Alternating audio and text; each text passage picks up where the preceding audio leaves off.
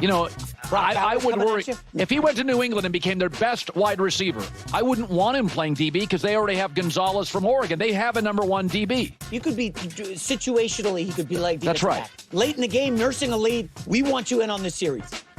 We need it. We need to stop. Travis, get in there, make a play as our dime coverage package. Yeah. Can you do it? And I think he probably will come up and make the play. He's talented, obviously. Next up, Colin, is the Commanders.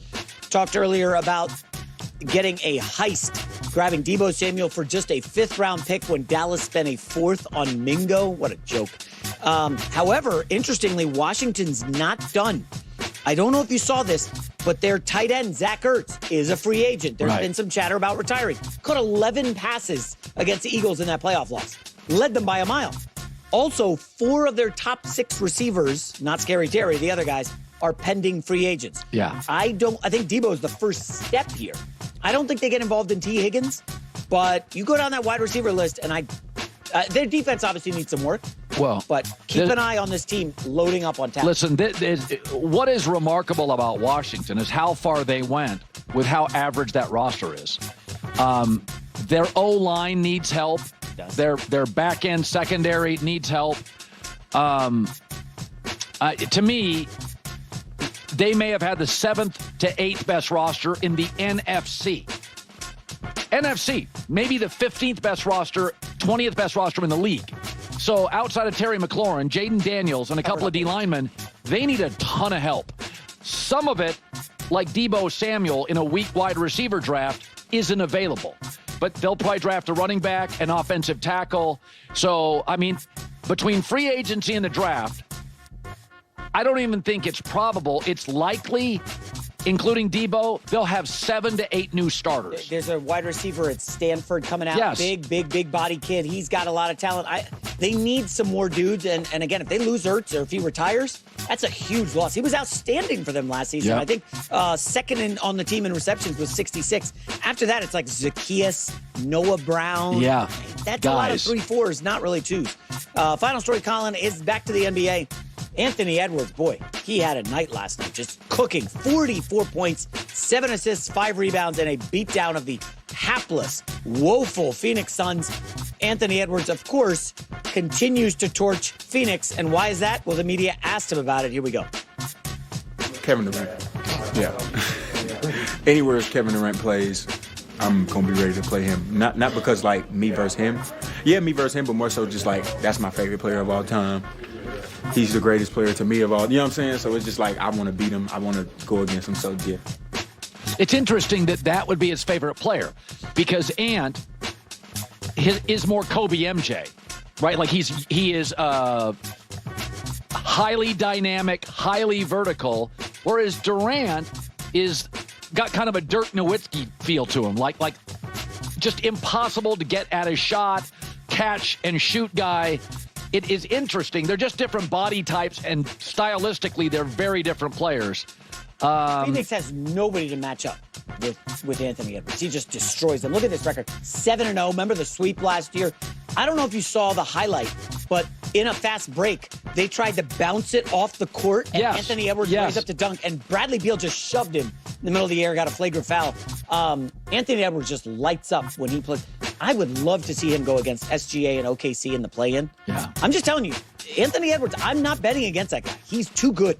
In the high-leverage spots, man, that guy's dynamic. I like this Minnesota team. Your boy, Finch. Yeah, I like him too. I think I'll be interested to watch him play. I think the Julius Randle still worries me at times. I think sometimes they'll miss a little bit of Karl Anthony Towns' offense, but they'll win playoff series. They're not a one and done. J-Mac with the news. Well, that's the news. And thanks for stopping by. The Herd Lie News. Paul Pierce is going to be stopping by. Did you watch last hour? Did you watch a lot of the combine this weekend? No, I had a lot of youth family stuff, so I was able to get the clips, and friends are texting me some of the good stuff.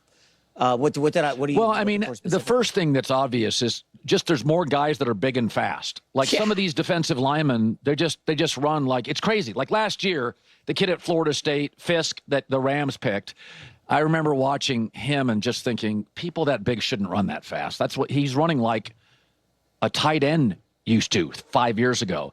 So we talk about this draft. It's not a great draft. It's not an amazing draft. And my takeaway is there's just more big, fast guys. I mean, I thought Will Howard had a rough weekend. And Will Campbell, the offensive tackle from LSU, may get moved inside. He's not long enough. And there are some numbers with length for tackles that it predicates you're more of an interior blocker. But I just saw so many guys.